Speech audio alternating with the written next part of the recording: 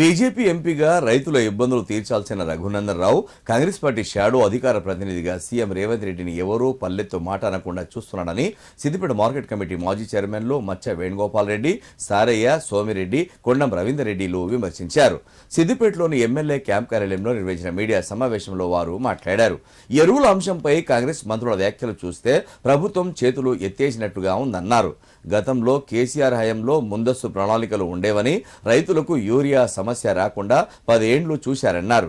అమలు కాని హామీలు ఇచ్చి అధికారంలోకి వచ్చిన కాంగ్రెస్ ప్రభుత్వం రైతులకు యూరియా ఇచ్చే పరిస్థితుల్లో లేదన్నారు. బీజేపీ ఎంపీ రాష్ట్రానికి యూరియా తీసుకురావడంలో ఫెయిల్ అయ్యాడని, రైతుల కోసం బీఆర్ఎస్ పోరాటం చేస్తుంటే బీజేపీ నిమ్మకు నీరెత్తినట్లుగా ఉందని మండిపడ్డారు. ఈ సమావేశంలో ఫ్యాక్స్ చైర్మన్ కోల రమేష్, కౌన్సిలర్ అరవింద్ రెడ్డి, మాజీ సర్పంచ్ ఆంజనేయులు, పరశురాములు, సీనియర్ నాయకులు పొన్నమల రాములు పాల్గొన్నారు.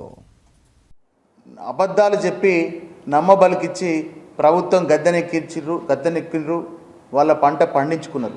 కానీ రైతుల పంట పండేందుకు యూరియాని సమకూర్చే పరిస్థితుల్లో ఇవాళ రాష్ట్ర ప్రభుత్వం లేదు. రాష్ట్రంలో యూరియా గురించి ప్రజలు బీఆర్ఎస్ పార్టీ పోరాడుతుంటే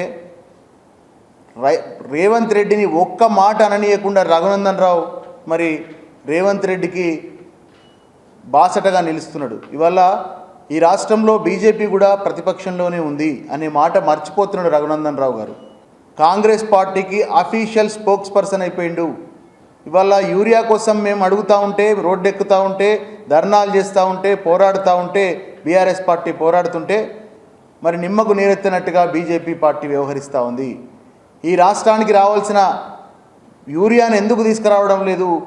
బీజేపీ ఎంపీలు 8 మంది ఉండి ఏం లాభం అని చెప్పి ఈ సందర్భంగా బీజేపీని కూడా నిలదీస్తూ ఉన్నాం. ఈ కాంగ్రెస్ ప్రభుత్వం ఎలక్షన్ల ముందు అమాయకులైన రైతులకు నమ్మించదగ్గ మాటలు చెప్పి నమ్మించి వరాలు చల్లుతున్నట్టుగా రైతాంగానికి హామీలు ఇచ్చి ఇలా ప్రభుత్వంలోకి వచ్చి గద్దెనెక్కిన తర్వాత ఇవాళ పూర్తిగా రైతులను మోసం చేస్తూ ఉంది. 1 కాదు, 2 కాదు, 3 కాదు.